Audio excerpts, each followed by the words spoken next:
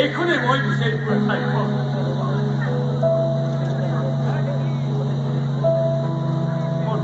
তত্ত্বৰ উপযুক্ত গৱেষণাৰ থলী।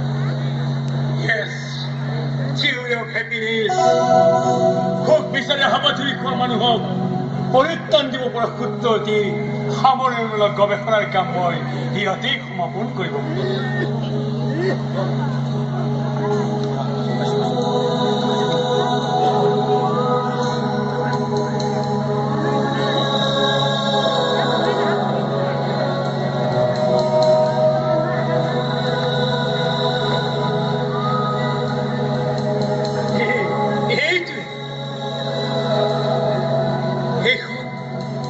অসমৰ এখন গাঁও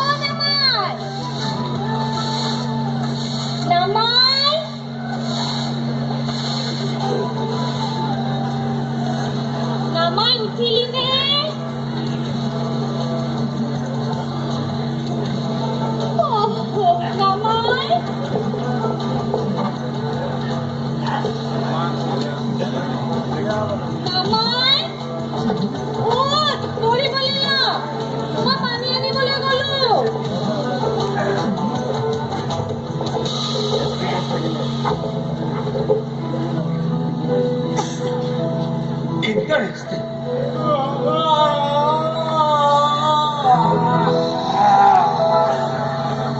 Krishna. Namay Mak? Oh, Namay Mak.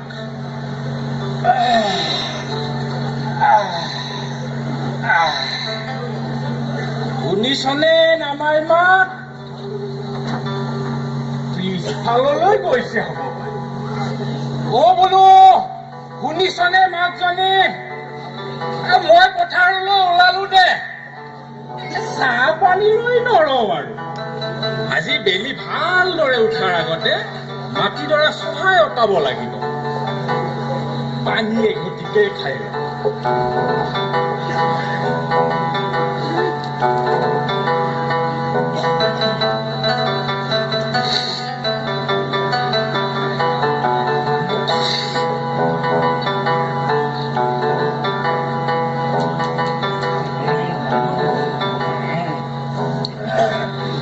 নামাই উঠাই পঢ়িবলৈ ন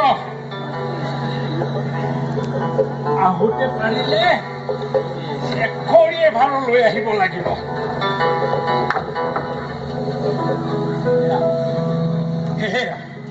এনেকুৱা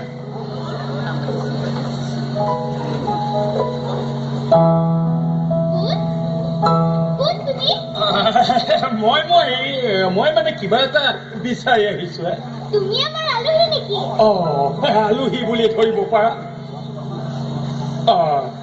কোৱাচোন কোৱা তোমাৰ নামটো কোৱা মোৰ নাম নমিতা মা দেউতাই নামাই বুলি মাতে মই স্কুলত পঢ়ো বৰ ভাল কথা তেতিয়াহ'লে তোমাক মই কিবা কিবি প্ৰশ্ন সুধিব পাৰিম নিশ্চয় পাৰিবা কিন্তু তাৰ আগত তুমি কোন কোৱাচোন তোমাৰ মুখখন কৰবাত দেখা যেন লাগিছে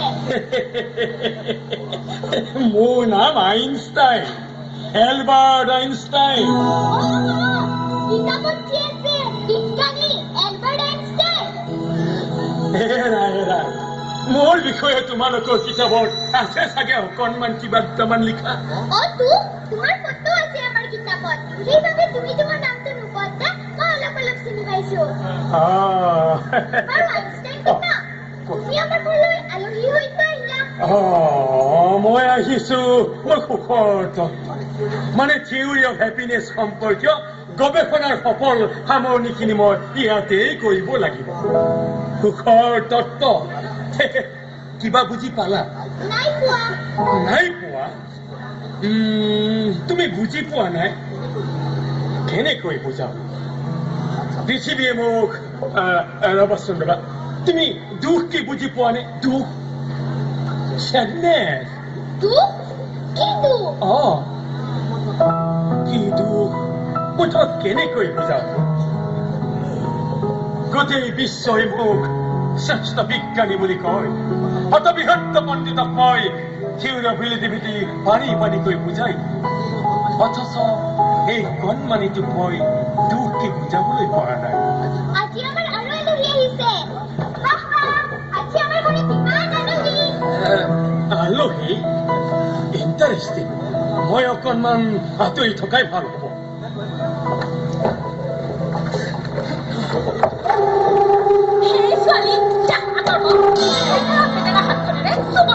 কি হল মেডাম, আপোনাৰ চিৎকাৰ শুনিলো। এই লেতেৰা জলসূচনীয়ে মোক চুই গোটেই কানি কাপোৰ লেতেৰা কৰিলে। ইউ নেকি আছা? দৰৱবোৰলৈ আহিব লগা কৰিছো নহয়, ৰাস্তাত গাড়ী থাকে চৰি এনেই গা ধুই উঠিছে। দিউ আছা? তুমি আকৌ কোন ওলাবাহি?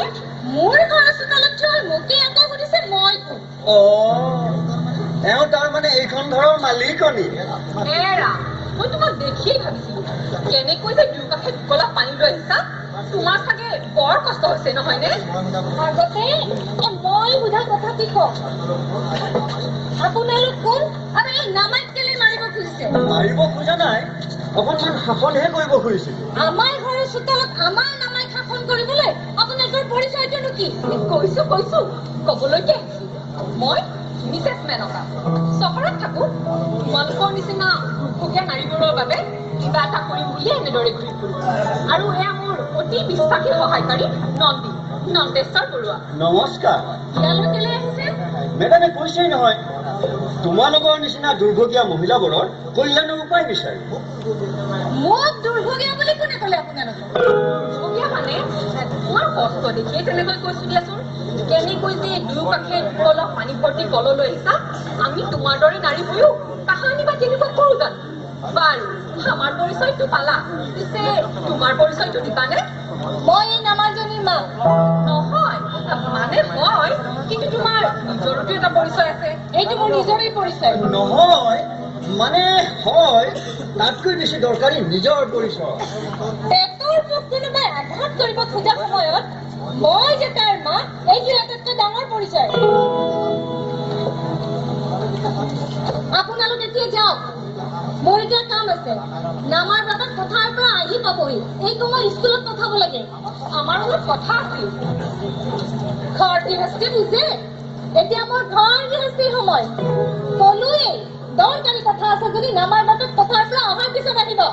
তুমি বুজা নাই, আচলতে কথাটো তোমাৰ লগতহে আছে। নামাই ভিতৰলৈ কিবা এটা খাই আহিম। এইটোতো আপোনাৰ মতা নহয়, কৈছেই ফুৰি আহগৈ। হেৰি ইণ্টেলিজেণ্ট, অশিক্ষিত গোৱাৰ হ'ব পাৰে, মাথাটো ঠিকেই আছে, কামত আহিব। নন অফিচিয়েল মতা, তোকো শিকাব লাগিব। বলক অইন এঠাইলৈকে যাওঁ। বলক।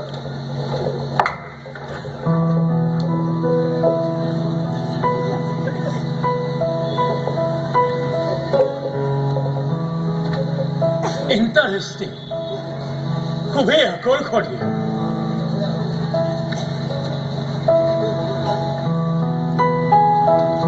এনেকৈ হ'ব হলে সমস্যাই হ'ব নামাই মা। হ'ব দে,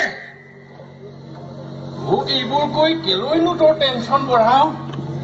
এনেই ঘৰ বাৰী ৰন্ধা বঢ়া হাততে টেনচনটো আছেই। হ'ব দে, মতাটো হৈছো যেতিয়া ঘৰৰ বাহিৰৰ কামবোৰ ময়েই কৰিম। দয়া কৰিবা দয়াময়। আপুনি আকৌ শুন, মই মানে কিবা এটা সকামত আহিছো। মই মতাটো বাহিৰলৈ গৈছো, আপুনিনো কি সকামত এনেকৈ লুকাই চুৰ কৰি আহিলে কওকচোন। ভুল নুবুজিব ঘৰৰ মানুহজন মই এটা গৱেষণাৰ কামত আহিছো কি গৱেষণা ছবিখনৰ পঠাব লাগিছে এইবোৰ আপোনাৰ নামটো কি মোৰ নাম আইনষ্টাইন এলবাৰ্ট আইনষ্টাইন আইনষ্টাইন কি আচহুৱা নাম এইটো আকৌ মই এজন বিজ্ঞানী মানুহৰ অধিক সুখ শান্তিৰ বাবে নতুন নতুন বস্তু আৱিষ্কাৰ কৰিবলৈ যত্ন কৰোঁ বিদেশৰ পৰা আহিছো সুখ শান্তিৰ বাবে আৱিষ্কাৰ নিশ্চয় নিশ্চয় এতিয়া মই আপোনাৰ নামটো জানিব পাৰিম নে ঘৰৰ মানুহজন মই নামাই মাকৰ গিৰিয়ে নহয় মানে আৰু এটা আপোনাৰ গুৰুত্বপূৰ্ণ পৰিচয় আছে নহয় কিনো অকৰাও এইটো এইটো মোৰ নিজৰে নিজা পৰিচয় নহয় মানে হয় আপোনাৰ আৰু এটা গুৰুত্বপূৰ্ণ পৰিচয় আছে নহয় ঘৰত কোনো নথকা সময়ত এনেদৰে অচিনাকি মতা এটাই পদূলি শুঙিব আহিছে এইখিনি সময়ত এইটোৱে মোৰ আটাইতকৈ গুৰুত্বপূৰ্ণ পৰিচয় আপুনি মোক ভুল বুজিছে মই যে এজন বিজ্ঞানী আপোনাক মই কেনেকৈ বুজাব পাৰো পোহৰ লাইট পোহৰৰ গতিবেগৰ বিষয়ে বুজাম নেকি আপোনাক কিনো আবুল তাবুল বৰকিছে এইবোৰ লগততো ইমান ডাঙৰ ডাঙৰকৈ কথা পাতিছে এই মানুহজন কথা নাই বতৰা নাই কিয় আহিছে তাকো ক'ব নোৱাৰে আৰু নামটো কৈছে অদ্ভুত এটা দেউতা এখেত আইনষ্টাইন বিখ্যাত বিজ্ঞানী এলবাৰ্ট আইনষ্টাইন পাইছে মোক চিনি পাইছে তই এই মানুহজনক চিনি পাও নে কিয় নামাই তো এখেতৰ ফটো আছে আমাৰ কিতাপত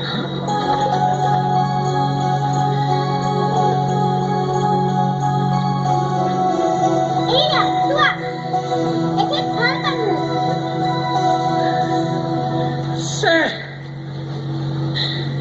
আমি মুৰুখ মানুহ চিনিকেই নেপালো বেয়া চেয়া নেপাব আইনষ্টাইন বাবু থিয় হৈ থাকিলে যে বহক মই পানী এগিলাচ পাম নে বাৰু ৰ'ব মই আনিছো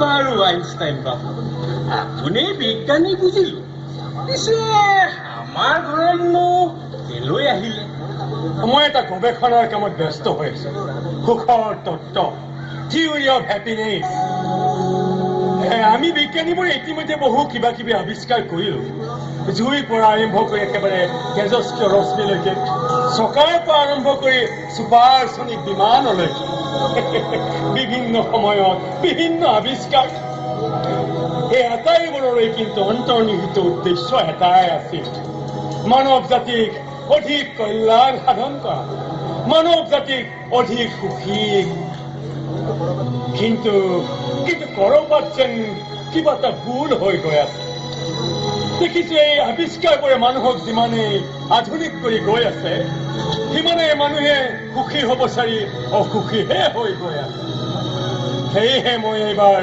গৱেষণাৰ বাবে এটি নতুন বিষয়বস্তু বাচিলো সুখৰ তথ্য থিয়ৰী অফ হেপিনেছ মই একোৱে বুজা নাই আপুনি এইবোৰ কি কৈছে মই হলে বুজি পাইছো থিয়ৰী অফ ৰিলেটিভিটিৰ দৰে তুমি আৰু এটা নতুন সূত্ৰ উলিয়াবা থিয়ৰী অফ হেপিনেছ ঠিকেই কৈছা এই গৱেষণাত যদি মই সফল হ'ব পাৰো মানুহ আৰু কাহানিও অসুখী হ'ব নালাগে বাৰু আইনষ্টাইন ককা মোৰ স্কুলৰ সময় হ'ল মই যাওঁ যোৱা গৈ যোৱা সঠিকলৈকে তুমি থাকিবা দেই নিশ্চয় নিশ্চয় যোৱা গৈ যোৱা তোমাক তুমি বুজি পোৱা নাই নহয় তুমি দুখ কি জানানে দুখ আইনষ্টাইন ককা মই মোৰ লগৰবোৰক তুমি আমাৰ ফালে অহা বুলি কম নে আজি নালাগে দিয়া অইন এদিনেই কবা হ'ব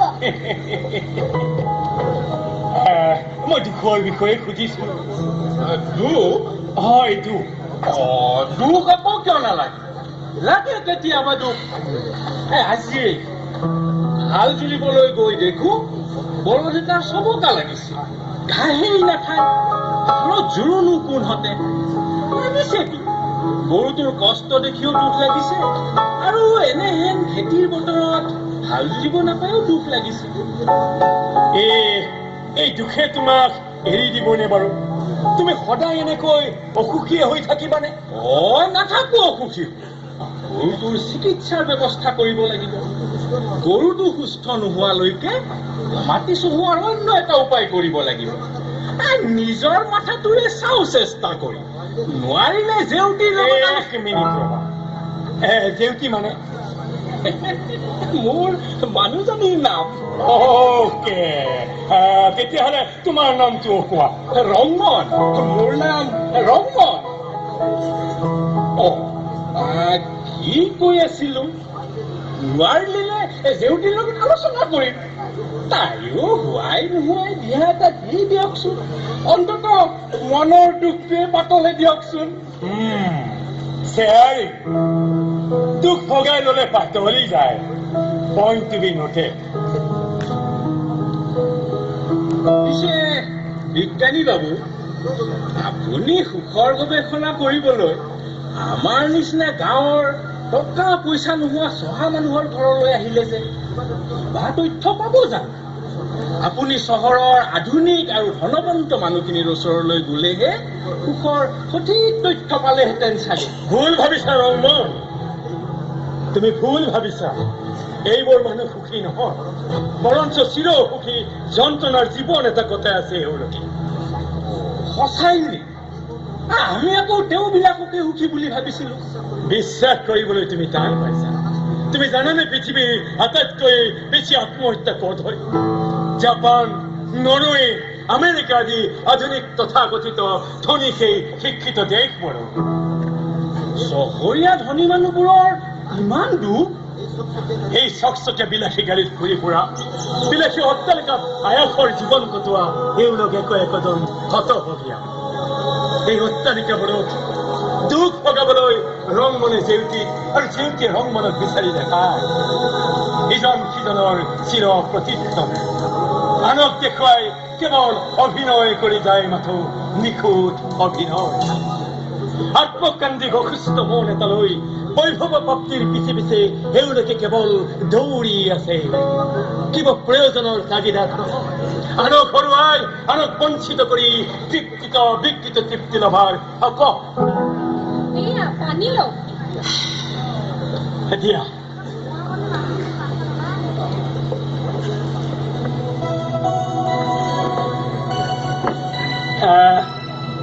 মই এতিয়া গাঁওখনৰ সিটো মোৰ পৰা হ'ব। নামাই স্কুলৰ পৰা আহি আপোনাক বিচাৰিব। মই আকৌ আহিম। মোৰ গৱেষণাৰ কাম এতিয়াও শেষ হোৱা নাই। আহিব আহিব। ইমান সময় কিনো কথা পাতিলে? কিনো কলে আকৌ বুজিকেই নাপালো। কলে বোলে চহৰৰ ধনী মানুহবোৰ হেনো বৰ অসুখ। জানো পাই, গৱেষণা কৰি কৰি কিবোৰ যে কথা পায়। চহৰৰ ধনী মানুহ আকৌ কেতিয়াবা অসুখী হ'ব পাৰেনে? জানে, আজি আপুনি পথাৰলৈ যোৱাৰ পিছত চহৰৰ পৰা মহিলা মানুহ এগৰাকী আহিছে আৰু লগত কোনোবা পুৰুষ এজনো। হয় নেকি? ধনী ধনী ধনী মানুহজন পাওঁ। কিয় বা আহিছিল? বাৰু হ'ব দে, মই অকণমান নৰহৰি তেজৰ তাৰ পৰা আহোঁ। গৰুটোৰ বাবে ঔষধ আনোগৈ। গৰুটোৰ আকৌ কি হ'ল? সোনকালে আহিব, মই ৰৈ থাকিম। ভাত খাবলৈ মোলৈ ৰৈ থাকিব নালাগে। মুঠতে সোনকালে আহিব, মই ৰৈ থাকিম।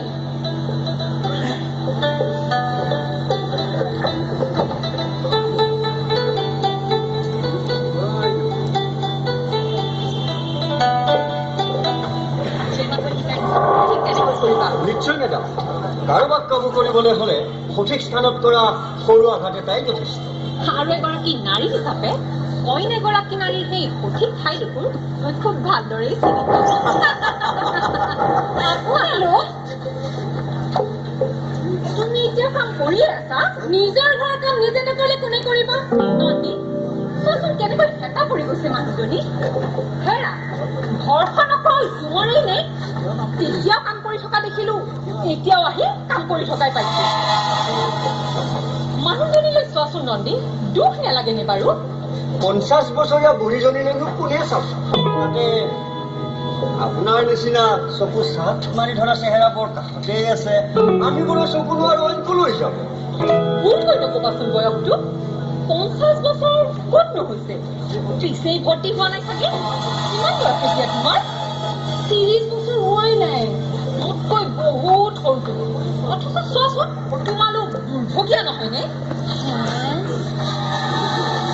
তিৰোতা হলা বুলিয়েই দিনৰ দিনটো এনেকৈ গেবাৰী খাটি মৰিবানে মতাটোৱে কি কৰিছে তেওঁ কিবা কামত ওলাই গৈছে তুমি নিজ চকুৰে দেখা নে তোমাৰ মতাটোৱে সঁচাকৈ কামত আছে নে ফূৰ্তি তামচা কৰি ঘূৰি ফুৰিছে নে অইন কোনো তিৰোতাৰ সৈতে ৰং ধেমালি কৰি আছে নন্দীশ্বৰীৰ ঘৈণীয়েকক কামত ওলাই অহা বুলি কয় এতিয়াতে তুমি নিজ চকুৰে আমাক দুজনক দেখিছাই নহয় এইবোৰ কি কৈছে আপুনি তিৰোতাবোৰে ঘৰৰ ভিতৰৰ কাম কৰিব লাগে বুলি বা পুৰুষবোৰে ঘৰৰ বাহিৰৰ কাম কৰে বুলি কি কথা আছে মই তিৰোতা হৈও ঘৰৰ ভিতৰৰ কাম কৰা নাই বাহিৰে বাহিৰে ঘূৰি ফুৰিছো আৰু সেইবাবে মেডাম এতিয়াও 20 বছৰীয়া ৰূপহী গাভৰু হৈয়ে আছে ঘৰৰ কাম মহিলাই কৰিব আৰু বাহিৰৰ কাম পুৰুষে কৰিব এইবোৰ নাৰী শোষণ কৰিবলৈ পুৰুষে বনাই লোৱা নিয়ম বাহিৰৰ কাম মানে ডাঙৰে কৰোৱা কাম আমি কৰিব পাৰিম জানো আৰু এই ভিতৰৰ কাম মানে বাপেকটোৱে কেঁচুৱাটোক গাখীৰ খুৱাব কেনেকৈ তাতেই সমস্যাটো তোমালোকে নুবুজা আজিকালি নাৰী পুৰুষ সমান নাৰী সবলীকৰণৰ কথা পেপাৰে পত্ৰই ৰেডিঅ'ই টিভিত দিয়েই থাকে দেখা নাই জানো নাৰী সবলীকৰণ মানে আমাৰো পুৰুষৰ সমানে সমানে বল হৈছে নেকি কথাবোৰ তেনেকুৱা বুলিয়েই ধৰা নাৰীৰ মুক্তিৰ বাবে নাৰীৰ স্বাধীনতাৰ বাবে সেয়ে আমি ঘূৰি ফুৰো কথাবোৰ মনত ৰাখিবা এতিয়ালৈ আহো গাঁৱৰ সিটো মূৰৰ পৰা আহোগৈ উভতোতে আকৌ এবাৰ সোমাই যাম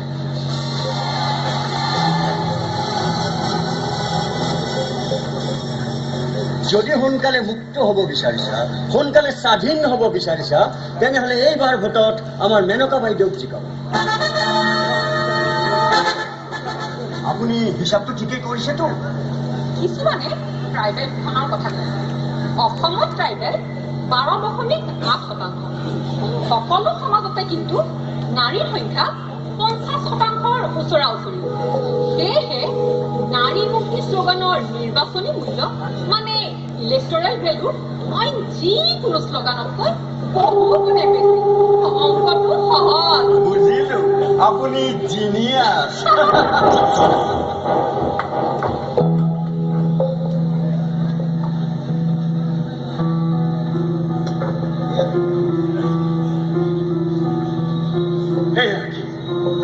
সুখৰ তত্ত্ব থিয়ৰী অফ গৱেষণাৰ কামত খেলিমেলি লগা যেন পাইছো সুখৰ সূত্ৰ সমাধানৰ শেষ সময়ত মই যেন থমকি ৰ'ব লগা হৈছে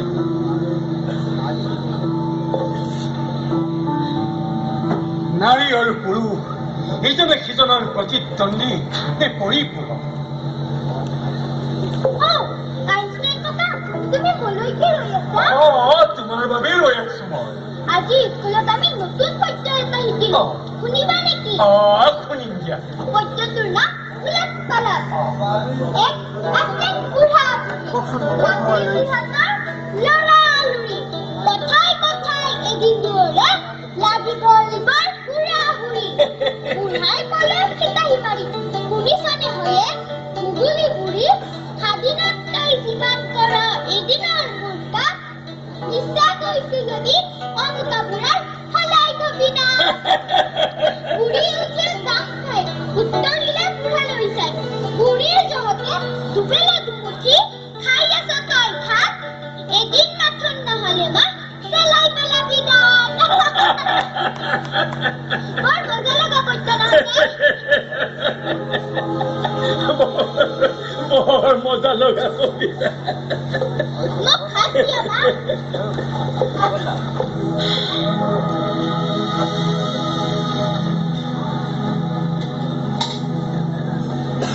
মই পৃথিৱীৰ মানুহক সুখ প্ৰাপ্তিৰ সত্যটো জীয়াব নোৱাৰিম নেকি ক'ত খেলি মেলিটো লাগি গ'ল বেয়া কথা হ'বচোন বিজ্ঞানী বাবু ইয়াতে আছে বৰ বেয়া কথা হ'ল নহয় তেজক ৰৈও নেপালো দূৰলৈ গৈছে কাইলৈহে উভতিব ৰাতিখন গৰুটোৱে বৰ কষ্ট পাব আমাৰ মাক হাত বাৰ আৰু ৰংমন, কওঁ বিজ্ঞানী বাবু তুমি বাৰু তোমাৰ পত্নীক শোষণ কৰিছা নেকি? কিনো লাগ বা নোহোৱা কথাবোৰ বলকিছে এনেই মনটো বেয়া লাগি আছে গুৰুত্বপূৰ্ণ কথা ৰংমন। বাৰু তুমি ঘৰৰ বাহিৰত কৰিবলগীয়া কামবোৰ তোমাৰ পত্নী জেউতিওতো কৰিব পাৰে। ঘৰুৱা কামবোৰ আৰু পৰিয়ালটো কোনে চম্ভালিব কিয় তুমি নোৱাৰিবা জানো? মানে কথাটো মই ঠিক কোৱা নাই, কিছুমানে উলিয়াইছে। চাওক বুজিব পৰা হোৱাৰ পৰাই দেখি আহিছো তিৰোতাই সংসাৰখন চম্ভালে মানে পৰিয়ালটোৰ কামবোৰ কৰে আৰু পুৰুষে বাহিৰৰ কামবোৰ কৰে কিবা কাৰণ আছে নিশ্চয় তাত কি কাৰণ থাকিব পাৰে তাত? আমাৰ নিচিনা নৰমনিছে এইবোৰ ঢুকি নাপাওঁ মই বেছি লিখা পঢ়া নজনা চৌদিশে যিটো দেখিছো সেইটোহে কৈছো ঘৰৰ গৰু কেইজনীৰ কথাই কওক ঘৰৰ মুৰ্গী কেইটাৰ কথাই কওক নাইবা এই নিগনিৰ সৰু সংসাৰখনলৈকে চাওক সকলোৰে নিজা ধৰণৰ নিজা পৰিয়ালটো মাইকীজনীয়ে চম্ভালিছে ঠিকেই, কিবা কাৰণ আছে চাগে ভগৱানে কৰা কাৰণ আমাৰ এই নৰমনিচৰ মগজুৱে ঢুকি নোপোৱা কাৰণ ভগৱান ঈশ্বৰ মানে প্ৰকৃতি I mean নেচাৰ এয়া তেন্তে প্ৰকৃতিৰেই নিয়ম। ভাত পঢ়া হ'ল নে আমাৰ ভাত খোৱা হ'ল। ভাত খোৱা হ'ল কিয় ভাত নোখোৱাকৈ ৰৈ থাকিবলগীয়া নিয়মটো কোনে কৰিছে?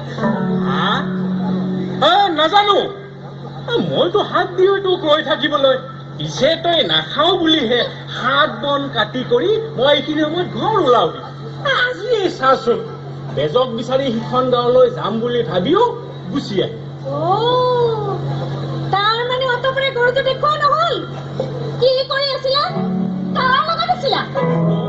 কি বলকিছ নামাই মা এনেই টেনচনত আছো নামাই মাক? এইটো মোৰ পৰিচয় নেকি? মোৰ নিজা পৰিচয় নাই। মোৰ নাম জ্যোতি। কি হৈছে এইবোৰ হয়নে আমি স্বাধীন হবলৈ আৰম্ভ কৰিছো। শুনা, আজিৰ পৰা মই পথাৰলৈ যাম আৰু তুমি ঘৰৰ কাম কৰিবা। আগতে আমাক পূৰ্বক বনাই ৰাখিছিলা। তই পাগলী হৈছ নেকি এতিয়া নাৰী পুৰুষ সমান চৰকাৰে হলো নিয়ম বনাইছে। চৰকাৰী নিয়ম বনালে তই ধানৰ ডাঙৰি কঢ়িয়াব পাৰিবি মোৰ বুকত নামাই খুৱাবৰ বাবে তোৰ দৰে গাখীৰ হব মাহে মাহে একাষৰীয়া হোৱাটো মোৰহে হব নেকি মুঠতে মই সেইবোৰ নাজানো। ঘৰৰ কাম কৰি কৰি আগবাৰ সতে মই কুৰুতি বুঢ়ী হ'ব নোৱাৰো। খং উঠাই নলবি বাপেকে এনেই টেনচনত আছো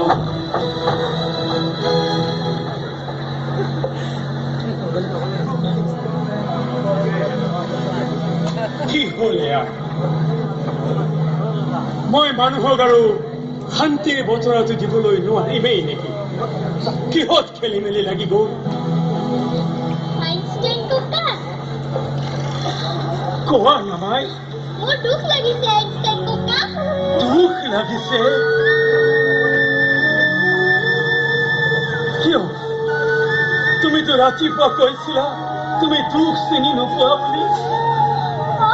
কৈছিলো, কিন্তু এতিয়া মোৰ দুখ লাগিছে।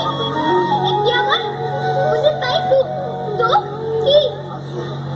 আচৰিত, পলকতে কি হৈ গ'ল? জীয়ৰীৰ হেপিনেছ মোৰ বাবে আৰু সম্ভৱ নহ'বগৈ নেকি? আপুনি মই এজন আলহী। এই নামাইজনে ককাক বুলি ধৰিব পাৰে। এটা বিশেষ কামত মই ইয়ালৈ আহিছো। আমিও এটা বিশেষ কামতে আহিছো। চিঞৰ বাখৰ শুনি ভিতৰলৈ সোমাই আহিলো। ঘৰৰ ভিতৰত আছেনে নাই ছোৱালী? ৰং চাবলৈ আহিলা? সফলতাৰ হিচাপ ল'বলৈ আমি গৌতম নাৰীবোৰক উদ্ধাৰ কৰিবলৈ নহয় নেকি? এওঁলোকক দুৰ্ভোগে সদায় নিজৰ হাতোৰাহে কৰিবলৈ বিচাৰিছে নেকি? এৰা বুঢ়া মানুহ, তেনেকৈ কথা নকবা। ক'ব লাগিব, আমি মুখেৰে কথা ক'ব লাগিব। সত্যক পোহৰলৈ আনিবলৈ আমি নিৰ্মলভাৱে কথা ক'ব লাগিব। মুঠতে নাৰী পুৰুষ সমান, গতিকে বাইদেউ আহিলে ভালেই হ'ল। ভালদৰে জাউৰি নিদিলে পৰিয়াল নুগুচিব দেখিছো। মুঠতে ঘৰৰ কাম আজিৰ পৰা ৰাতিতে কৰিব লাগিব। মই ঘৰৰ কাম কৰি কৰি আগ্ৰহতে বুঢ়ী হৈ গৈছো। তোমাক এয়া কোনে ক'লে? মই কৈছো মই সদৰে বাহিৰত কাম কৰিছো বাবে মই মেডাম এতিয়াও 20 বছৰীয়া ৰূপহী গাভৰু হৈয়ে আছে। জেউতি, তুমি যে নিজকে মেনকা সুন্দৰীৰ সৈতে তুমি যদি হতা মলিয়ন পুৰণা কাপোৰ পিন্ধিছা, ৰংমনেনো ক'ত নতুন চুটাই পিন্ধিছা। এয়া কাম কৰা নকৰাৰ বাবে নহয়, এয়া হৈছে শ্ৰেণী সংঘাত। তোমাৰে আৰু ৰংমনৰ শ্ৰেণী একেটাই, মেনকাহঁতৰ শ্ৰেণী পৃথক। আপুনি আকৌ এইবোৰৰ মাজলৈ ৰাজনীতি আনিছে কিয়? কাৰণ ইয়াৰ আৰম্ভণি তোমালোকেই কৰিছা। অকল চেহেৰাৰ কথাই নহয়, ঘৰত মাইকীজনী পুৰুষক বনাই থৈ বাহিৰত পুৰুষে ফূৰ্তি কৰি ফুৰিব। এই নন্দেশ্বৰ বাবুকে দেখিছো নহয়, ঘৰত চাগে ঘৈণীয়েকক কাম থকা বুলি আবু আবুৰি আহিছে আৰু ইয়াত মেনকা বাইদেউৰ লগত ফূৰ্তি কৰি আছে। অৱশ্যে মই অস্বীকাৰ নকৰো। নন্দেশ্বৰে যদি মেনকাৰ সৈতে ফূৰ্তি কৰিছে, মেনকায়ো নন্দেশ্বৰৰ সৈতে ফূৰ্তি কৰিছে। আৰু নন্দেশ্বৰ যদি নিজৰ ঘৈণীয়েকক আবুহা ভাৰিয়ালৈ আহিছে, মেনকায়ো ব্যক্তি জগৰীয়া। সীমা পাৰ হৈ গৈছে, মহিলাৰ ব্যক্তিগত জীৱনত হাত দিছে। এতিয়া আকৌ মহিলা শব্দটো ক'ৰ পৰা আহিল? আপোনাৰতো সমান, অধিকাৰত সমান, গতিকে যাতনাটো সমান হ'ব লাগিব। Equal rights come with equal suffering. তাৰমানে নাৰী পুৰুষ সমান নহয় বুলি ক'ব বিচাৰে? অৱশ্যে, অফক'ৰ্ছ। নাৰী সদায় পুৰুষৰ তলত, বাকে প্ৰকাৰে আপুনি তাকেই প্ৰতিষ্ঠা কৰিব বিচাৰিছে নেকি? কোনো কাৰো তলত নহয়, কোনো কাৰো সৰু বা ডাঙৰো নহয়। নিজৰ ঠাইৰ উভয় অনন্য, ইউনিক, কিন্তু সমান নহয়। এয়া আইন বিৰুদ্ধ বুলি আপুনি নাজানেনে? মানুহে লিখা আইনৰ বিৰুদ্ধে হ'ব পাৰে, কিন্তু ঈশ্বৰৰ আইনৰ বিৰুদ্ধে নহয়। আপুনি প্ৰচলিত আইন ব্যৱস্থাৰ বিৰুদ্ধে গৈ অপৰাধ কৰিছে। অনাদি কালৰ পৰাই একেখন আইনেই প্ৰচলিত হৈ আহিছে। এই আইন মতে আপুনি জন্মগ্ৰহণ কৰাৰ 264 দিন আগত আপোনাৰ পিতৃৰ শুক্ৰাণু আৰু মাতৃৰ ডিম্বাণু লগ লাগি এটি নিষিচিত ফাৰ্টিলাইজ ওভাম হৈছিল। আৰু এই ফাৰ্টিলাইজ ওভামৰ জেনেটিক গঠন যদি 46XY, তেন্তে সেয়া হৈছে পুৰুষ। হয়তো ৰংমন, নন্দেশ্বৰ নতুবা মেনকাৰ স্বামী।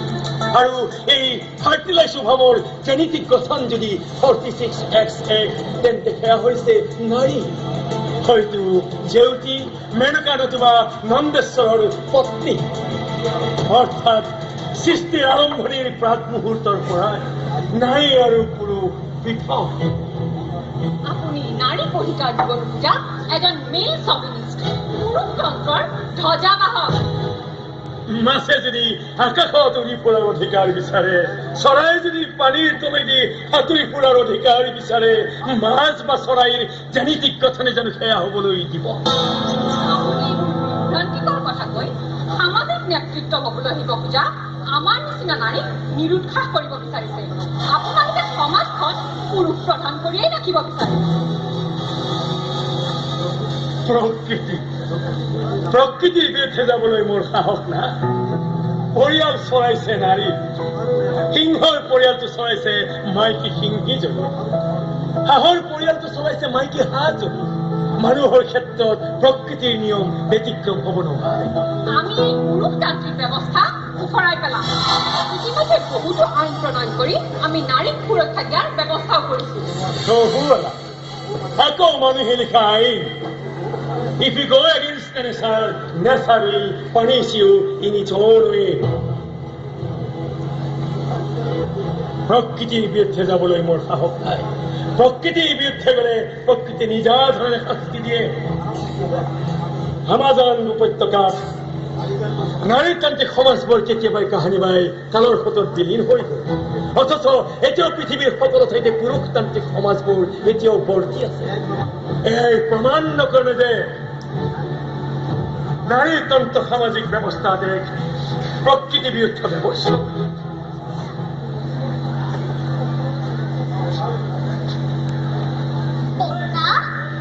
তুমি ইমান কথা জানা? নেজানো মই না। সেইবাবে মই সুখৰ তত্ত্ব ৰহস্য জানিবলৈ সুদূৰ পশ্চিমৰ পাৰিয়ালৈ বাট কৰিবাই আহিব লগা হ'ল। নিজকে জনা বুলি ভবা এওঁলোকে মানুহে লিখা কেইখনমান কিতাপ পঢ়ি নাৰী পুৰুষ থাকে বুলি সমান বুলি প্ৰকৃতিৰ বিৰুদ্ধে যুঁজিবলৈ গৈছে। আমাক যে স্কুলত দণ্ডোৎসৱৰ সাধু কৈছিল, সেই বতাহৰ সৈতে যুঁজিব দিয়া ঠিক তেনেদৰেই। ইহঁতবোৰ একজনী লেডি ডন কুইকছন। লেডি ডন কুইকছন, লেডি ডন কুইকছন, লেডি ডন কুইকছন। অকমান ইমান স্পৰ্ধা এই কুকুৰ ফুলিহঁতে মোক হাঁহিবলৈ শাক পাইছে। মাছে যদি তাৰ প্ৰকৃত ঠাই পানীৰ সাঁতুৰিব এৰি বান্দৰে খোজ কাঢ়িবলৈ বিচাৰে, তাৰ দুৰৱস্থা দেখুৱাইনে ফূৰ্তি পাব। তাক অপমান বুলি ভাবিবলৈ নেলাগে। আপোনাৰ এনে অপমান মই সহ্য কৰিব পৰা নাই। কথা কিন্তু বেয়াৰ ফালে যাব, কৈ দিলো। লোকৰ ঘৈণীৰ অপমান সহ্য কৰিব পৰা নাই, ঠিকেই আছে বাৰু। পিছে নিজৰ জনীৰ খবৰ ৰাখিছেনে নাই? সেয়াও এক নতুন শ্ৰেণী, এ নিউ ক্লাছ অফ পিপল। নিজৰ চাৰিত্ৰিক দুৰ্বলতাক ঢাকিবলৈ সততে এনেবোৰ পুৰুষে নাৰী মুক্তিৰ কথা কয়। তোমালোকৰ ভাষাত নম্পদ বোলা শব্দ এটা আছে নহয়? কথাতে কয় বোলে অতি ভক্তি চোৰৰ লক্ষ্য। অসহ্য। মই আৰু ধৈৰ্য ধৰি থাকিব নোৱাৰিম মেডাম। মই আহিলো মেডাম। মই কোনো নিজৰ স্বাৰ্থৰ বাবে অহা নাছিলো। জেউতিহঁতৰ নিচিনা গাঁৱলীয়া মহিলাৰ মৰ্যাদাৰ কথা ভাবিহে একে নাৰী বুলি আহিছিলো। নাৰীৰ মৰ্যাদাৰ কথা ভাবাৰ আগতে নিজৰ ঘৰত বন্ধ কৰা সেই ছোৱালীজনীৰ কথাই ভাবক।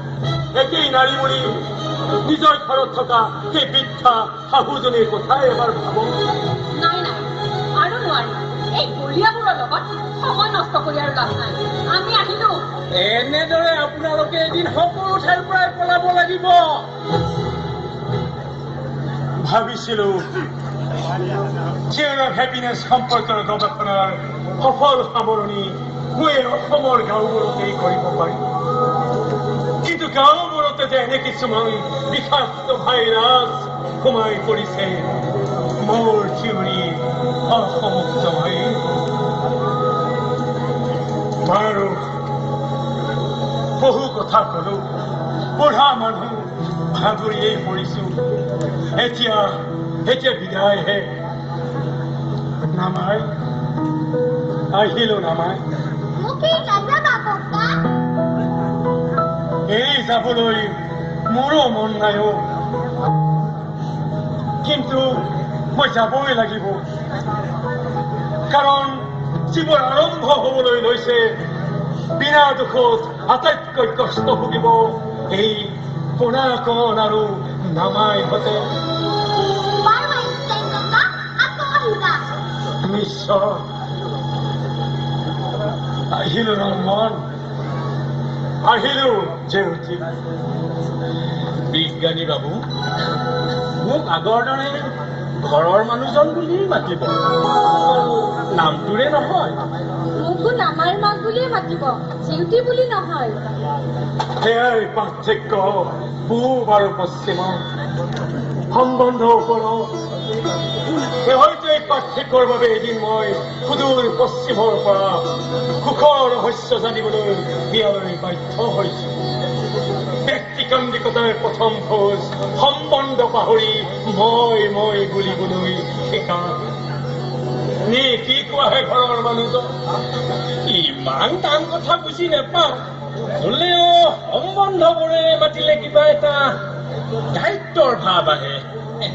মোৰ হলে সম্বন্ধ ধৰি মাতিলে এনেকৈ অলপ গৰ্বও নোহোৱা নহয়, অলপ আপোন যেনো লাগে। আৰু তেতিয়াহে পৰিয়ালবোৰ পৰিয়াল হৈ থাকে যেতিয়াই এনেদৰে নিজৰ সম্পৰ্কতকৈ পাৰস্পৰিক সম্পৰ্কক বেছি গুৰুত্ব দিয়ে হয় বিজ্ঞানী বাবু, প্ৰকৃতিৰ বিৰুদ্ধে গৈ কোনেও জয় হ'ব নোৱাৰে। আমি আৰু প্ৰকৃতিৰ বিৰুদ্ধে যোৱাৰ মূৰ্খামি কৰি কেতিয়াও আমাৰ মাজত অশান্তি নপঢ়াওঁ। আমি যিমানেই প্ৰকৃতিৰ ওচৰ চাপিম, যিমানেই প্ৰকৃতিৰ নিয়মক আমি সন্মান কৰিবলৈ শিকিম, সিমানেই আমি সুখী হ'ব পাৰিম। এয়াই তেনেহলে সুখৰ তত্ত্ব। এবাৰ একেলগে তোমালোকে কোৱা, যিমানেই মানুহে প্ৰকৃতিৰ নিয়মক সন্মান কৰিব পাৰিব, সিমানেই মানুহ সুখী হ'ব। যিমানেই প্ৰকৃতিৰ নিয়মক মানুহে সন্মান কৰিবলৈ পাৰিব, সিমানেই মানুহ সুখী হ'ব। এবাৰ একেলগে কোৱা, যিমানেই মানুহে প্ৰকৃতিৰ নিয়মক সন্মান কৰিব পাৰিব, সিমানেই মানুহ সুখী হ'ব। এয়াই মোৰ সুখৰ তত্ত্ব। Cheerio, happiness.